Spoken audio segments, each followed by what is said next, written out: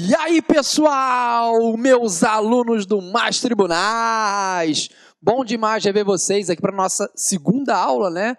Retomando aqui os nossos conteúdos de Direito do Trabalho, que vão aparecer na sua prova, fazer você fechar, gabaritar a sua próxima prova. Esse é o meu objetivo e eu vou conseguir. Conto com você para isso, claro.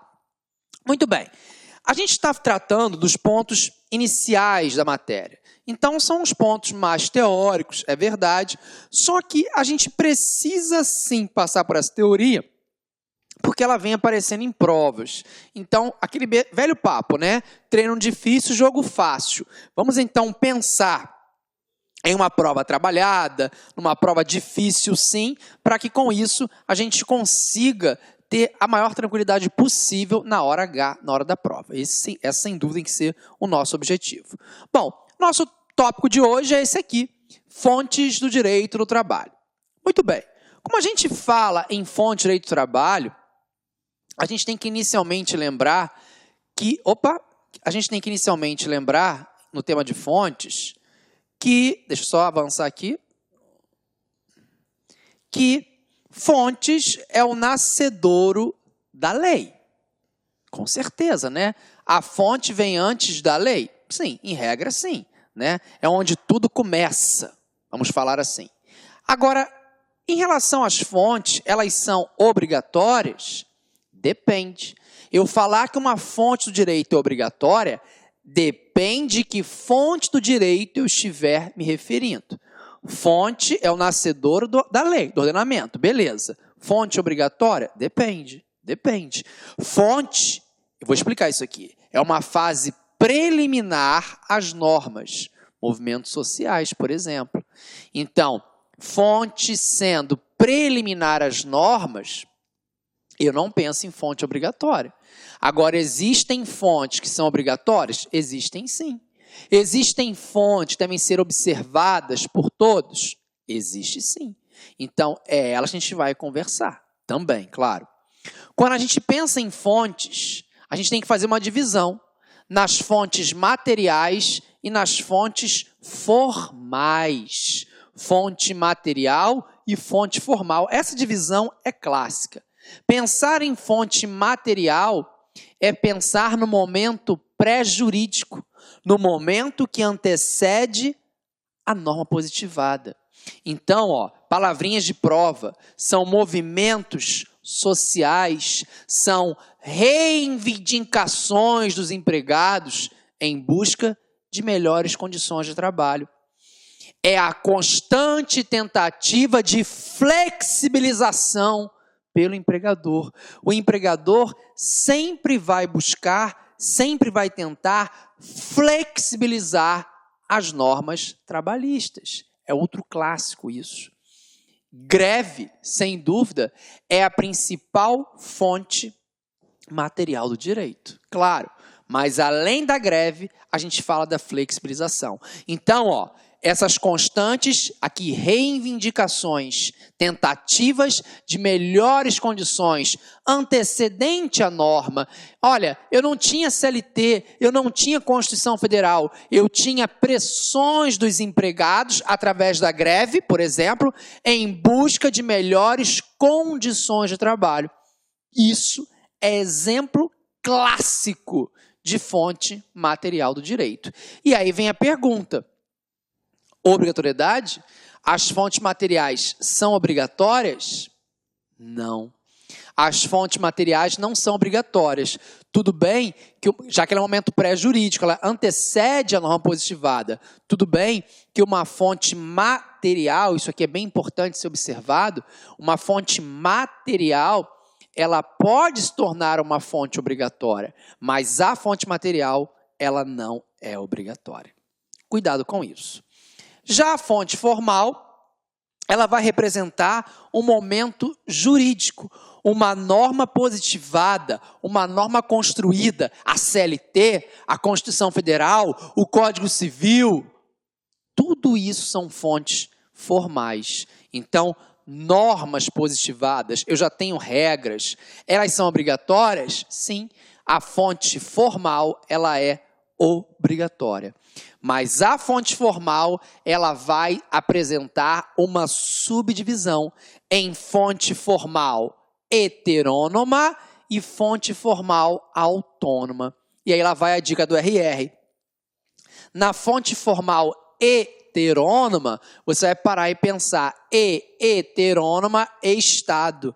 Representa, nessa fonte formal heterônoma, essa formação vai ter a participação de um terceiro. Quem é esse terceiro? Em geral, é o Estado na elaboração da norma. Então, se eu tenho, por exemplo, uma Constituição Federal, o Estado não participa da Constituição Federal? Participa. Uma emenda à Constituição, o Estado participa? Participa. Uma lei ordinária, uma lei complementar, uma medida provisória, um decreto, tudo isso eu tenho a participação de um terceiro, e esse terceiro é o Estado. Então, fonte formal heterônoma e heterônoma e Estado. Heterônoma e Estado, é só você lembrar, tá? Então, sempre com essa participação. Agora, observe aqui.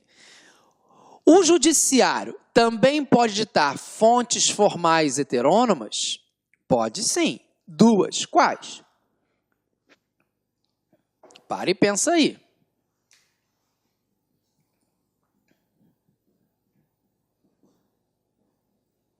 Uma sentença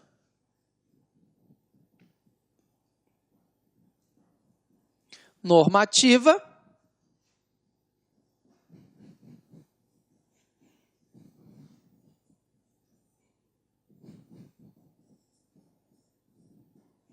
e uma súmula vinculante. Ah, Renzete, achei que você fosse colocar aqui jurisprudência. Cuidado, jurisprudência não é fonte. Jurisprudência, saiu, é uma técnica de eita ferro! Jurisprudência é uma técnica de integração prevista no artigo 8º da CLT. Às vezes a gente trava, né? Impressionante. Mas súmula vinculante é uma decisão do Supremo, súmula vinculante é do Supremo, né? Que deve ser seguida por todos. Isso sim é uma fonte formal heterônoma. Sentença normativa é decisão dos tribunais em um dissídio coletivo, por exemplo.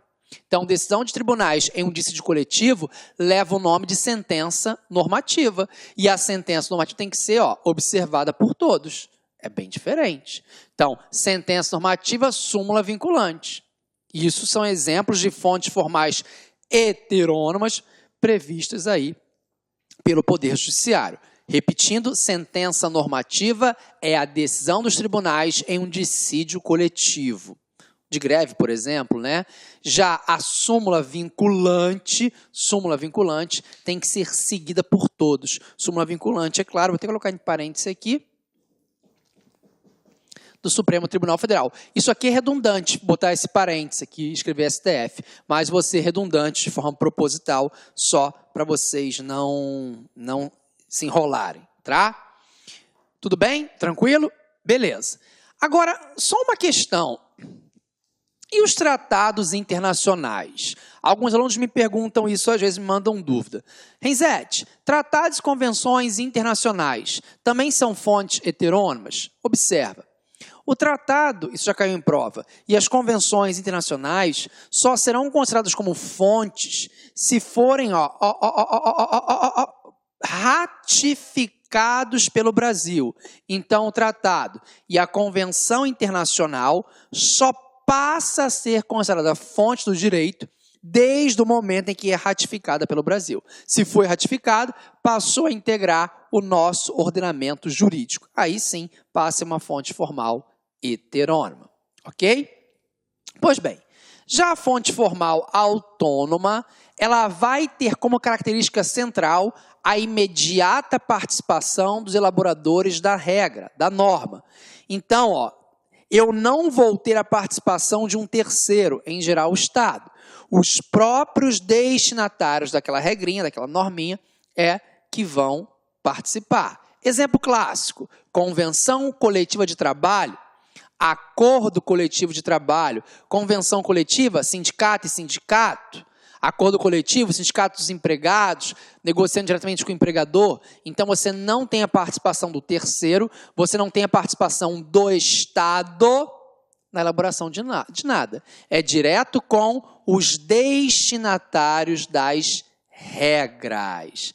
Atente-se bem a isso. E aí, a observação clássica é em relação ao regulamento empresarial. Eu coloquei o regulamento empresarial porque isso é uma divergência em prova. As bancas examinadoras, elas não poderiam de forma alguma perguntar para você, regulamento empresarial é fonte do direito? Elas não poderiam nunca perguntar isso numa prova objetiva. Ocorre que perguntam. Ocorre que, infelizmente, perguntam. Por quê? Porque isso aqui não é, como eu posso dizer, não é unânime. Não é unânime. A própria banca, a Fundação Carlos Chagas, ela erra aqui. Ela ora fala que é, ora fala que não é, enfim. O entendimento que prevalece na doutrina, o entendimento da professora Vólia Bonfim, que é uma das sumidades que existe hoje no campo do direito do trabalho, é o seguinte: o regulamento empresarial é sim considerado uma fonte formal autônoma. Ele é uma fonte formal autônoma. Esse é o entendimento que prevalece e é o correto que eu estou te ensinando. Agora, existem alguns doutrinadores que falam o seguinte: não, o regulamento não é fonte formal autônoma porque não participa os destinatários. Ele já é pré-elaborado pelo empregador e o empregado acaba aderindo às regras do regulamento. Então, vem uma corrente minoritária e fala isso. Então, ele já é produzido pelo próprio empregador. Nesse caso, não tem como eu falar que ele é fonte. Mas é sim, e eu me filio a essa corrente. Regulamento empresarial é fonte formal autônoma. Embora exista essa divergência, é o que se marca numa prova, caso aconteça. Agora, repito, a gente faz muitos recursos, TRT da 15ª Região em 2013, salvo engano, errou pela FCC aqui, fez uma confusão, e sempre as pessoas estão perguntando, os professores dizem assim, regulamento não é fonte. Cuidado, não é bem assim. O regulamento é divergente, mas eu vou seguir aí o entendimento pacificado pela doutrina. Muito bem. Em relação às técnicas de integração, atente-se aqui que algumas coisinhas você pode falar que é fonte e que... só um detalhe antes que eu esqueça, já é passando. Aqui na fonte formal autônoma, falamos da convenção coletiva, do acordo coletivo, preciso de falar que o costume também é fonte. Bom, agora sim, na técnica de integração, esse ponto é importante, porque nós vamos sempre observar lacunas. Lacunas deixadas por quem? Pelo poder legislativo. Então, o poder legislativo, que foge um pouquinho das fontes, o poder legislativo, ele não vai legislar de tudo. Eu vou ter muita lacuna. Então, diante das lacunas que o próprio poder legiferante me apresenta, eu vou me socorrer às técnicas de integração, previstas no artigo, agora saiu, viu? 8º da CLT, que diz assim, ó, acompanha comigo a leitura aí.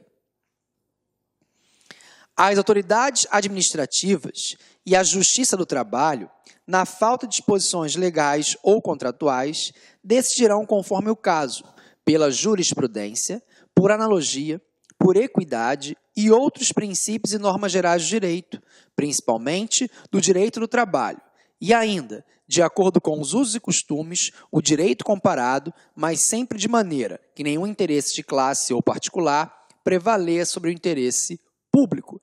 Então, estão aqui todas as fontes de integração, todas as técnicas, melhor dizendo, de integração que já apareceram em prova. Jurisprudência, veja. Jurisprudência não é fonte do direito. Jurisprudência é técnica de integração.